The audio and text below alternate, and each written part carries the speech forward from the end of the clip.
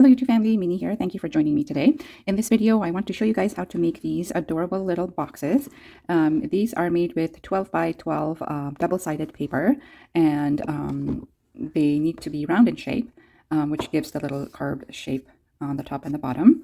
This is what it looks like inside, and it is about 2 inches deep, and then it measures 6 inch, and then the height is 6 inches as well. And then this is the first one I made, which is a little bit different than this one. The second one I made is a little bit smaller. So this one is 6 by 6. This one is 6 by, the height is about a little more than 9 inches. And on this one, I decorated with a little ribbon on the top. I didn't want too much on here because, you'll be putting stuff in and out. You'll be, and then I put a little washi tape that goes all around. And then in the center, I made this little layered decoration with the foam tape to raise it up, give some dimensions. And then after I made that, the second one I used a little fabric to make ruffles on the top here. This is one of my favorite paper from the collection. I'm using Die Cut with a View, and the paper pad is called Emerald Flora.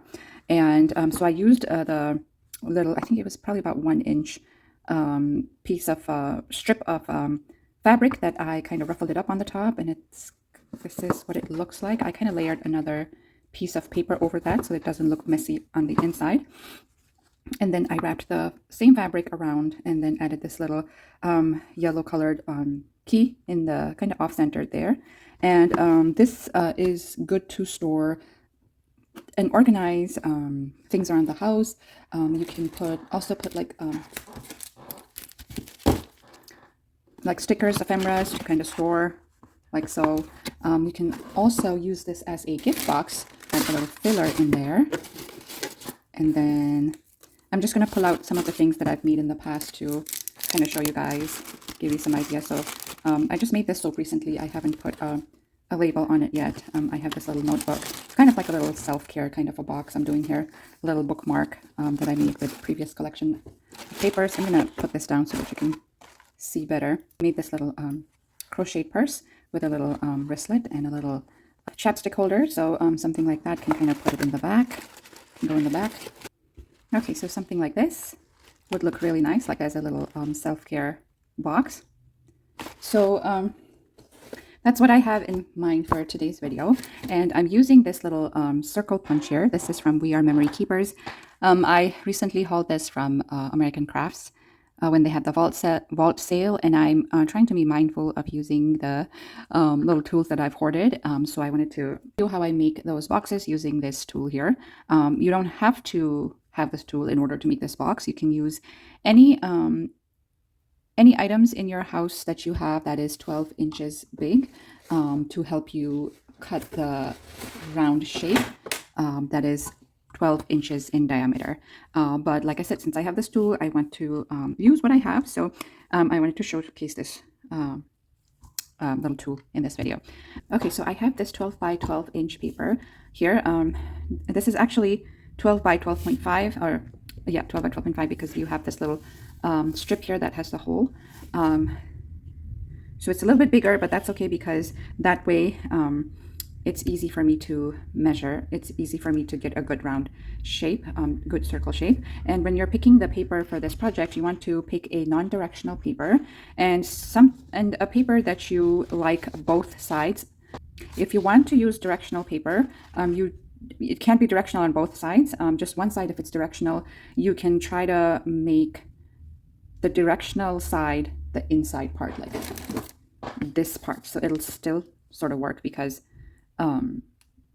you wouldn't be seeing a whole lot of like this side and this side. You'll be mainly seeing this side. And as long as you have your directional paper facing this side, you'll be okay. So let's get started. I'm just going to fix my camera a little bit so that we can see the whole paper. And you're also going to need a 2 by 6 piece of cardboard or chipboard to put it on the base so that it becomes a little sturdier. Okay, so now let's get started. I'm going to, I have a self-healing mat on the bottom, and I'm putting my paper right on top of that. And I'm going to use my little circle cutter to kind of center this and cut this into a round shape. little pointer here pointing at a little over 11.5. And I'm going to keep this size because it's actually very hard to get exact 12 inches.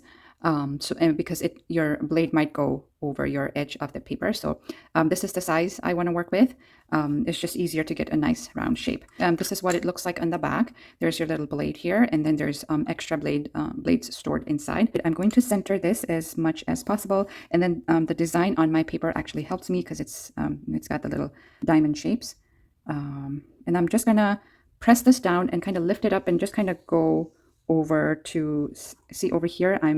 My blade is outside of the edge, so I want to kind of pull this back in, and I'm gonna keep going to make sure that when I'm doing the real cut that I'm staying, I'm cutting in the paper. Okay, I think this is the spot where I want to be. Okay, and then now I'm gonna press both sides down and start cutting.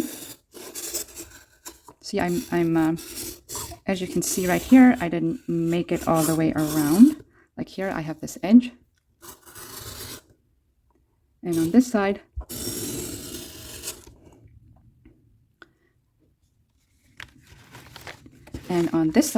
I actually have a little extra space.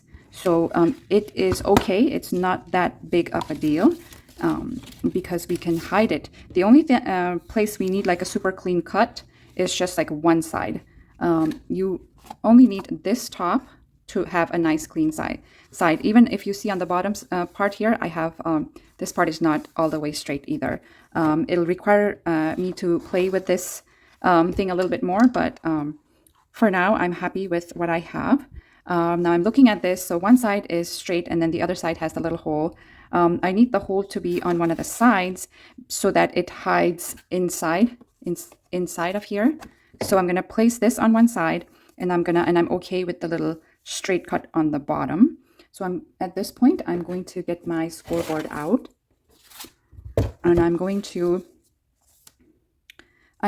actually flip this because as you can see, I have a straight line on the top, and it will help me anchor my circle. This design is very forgiving, as you can see, because it's actually kind of hard to work with round shapes. Okay, so at this point, these are my sides. I'm going to score 1 inch on each side. So I'm going to go 1 inch on this side.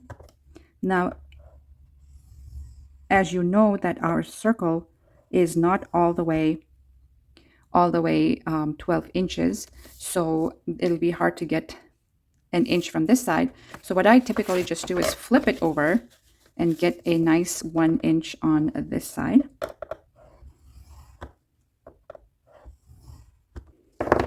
Okay, so after I have my 1 inch, I'm going to go in at 3 inch mark and make I just want to redo that a little bit. I just want to redo that 1 inch scoring one more time, and then I'm going to score at 3 inch mark. And what this does is this becomes your how wide the inside of your box is going to be. So I'm going to flip it to the other side, and I'm doing the same thing. I'm scoring this at 3 inch. So we have 1 inch score and 3 inch score on each side. I'm going to flip it to show you guys because I guess you can't really see much, but there's a score line right here and a score line right here. And then at this point, what I'm going to do is so we've scored this way, and I have my little hole here to tell us that these are our sides. And now we need to fold this in half on the other side. So my hole is over here, if you can see. So this becomes our side, and this is going to be this part is going to be the back part, and this part is going to end up being the front part. So here I'm going to score at 6 inches. So we're going to go 6 inches right there, and then 4 inches. You could do 4 inches and 6 inches, and then after this, I'm going to put my scoreboard away and start burnishing down my folds. And then there's my second fold. And then on this side, we got the 1-inch fold and the 3-inch fold. And the same thing on the other side.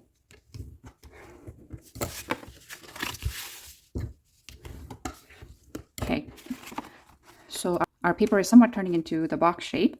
So at this point, you should have, I don't know if you can see.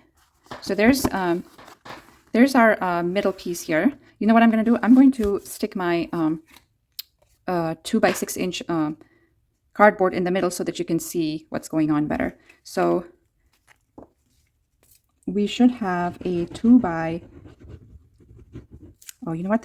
I might need to actually cut this down a little bit because, yes, because my circle shape is not all the way 12 inches. I need to cut my cardboard box down so that way it fits on the bottom. So this much right here. Okay, so as you can see, that is our base. So we need to cut this piece down and this piece down.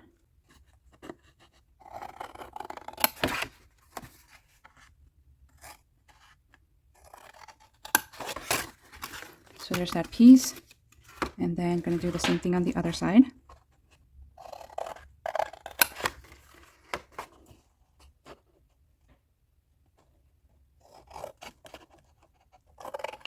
Okay, and then what I do is I glue this down like so, so that your base is nicely covered with the flap that you would have otherwise cut off.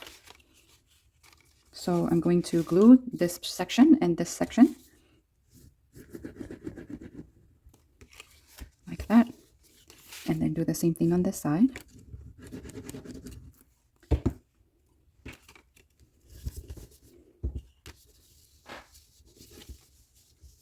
Okay, and we'll let that dry, and then we have the front and the back piece that we're going to have to glue down this way and this way, and then that becomes our box.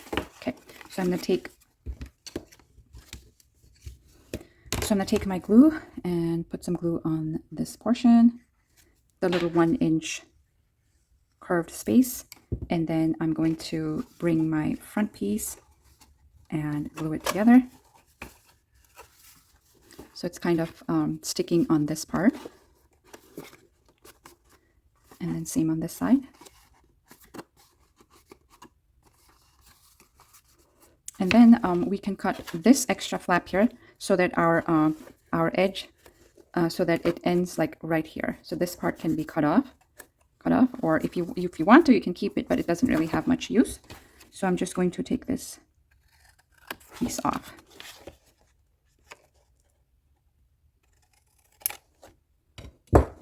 Now this particular box is going to be a little bit smaller than my other 2 boxes that I showed you because I made this a little bit smaller. I didn't go all the way 12 inches. I sometimes I get the 12 inches just right on the paper. Sometimes I don't, and I didn't want to get it wrong on the while I'm recording, so I just wanted to take a safe route and go a little bit less. So my box is going to be a little smaller, which is okay. It still looks pretty and will still work just fine. It's just going to be a tiny bit smaller. Okay, so that's what we have. Now we get to decorate. Our box is complete. I'm going to decorate this box and I'll be back. Okay, so here is the completed box. I did end up adding a ruffle with crepe paper. It's easier to get the ruffles done before attaching the front piece to the back piece, but I completely forgot to do the ruffles before I attached the front piece. So it did take me a little bit of time to kind of get it in there with double-sided tape, and then I put this strip of, you can't see this very well, but there's like another strip of paper that covers the messiness of ruffles. And that's what the front looks like. And then I took the same crepe paper and kind of wrapped it around all the way, and then added the strip of the same paper. If you notice, when I was cutting the paper, I was leaning towards one side more, and then I had a good strip of 12 inches length, long strips. So I cut that piece down, and then I wrapped it around on top of that. So my decoration really depends on, what kind of paper pieces that I have, scrap pieces I have left to work with. So that's what I did on this one, and I just added a little word blessed in the center there. Like on this one, if you notice, these are actually scrap pieces of paper that I cut in different shapes to add layers. So just kind of wanted to point that out. But this is what our finished box looks like, and this is a little bit smaller than 6 inches in length because I cut it smaller. But that's it for this video, guys. I hope you enjoyed, and I'll see you on my next one. Bye for now.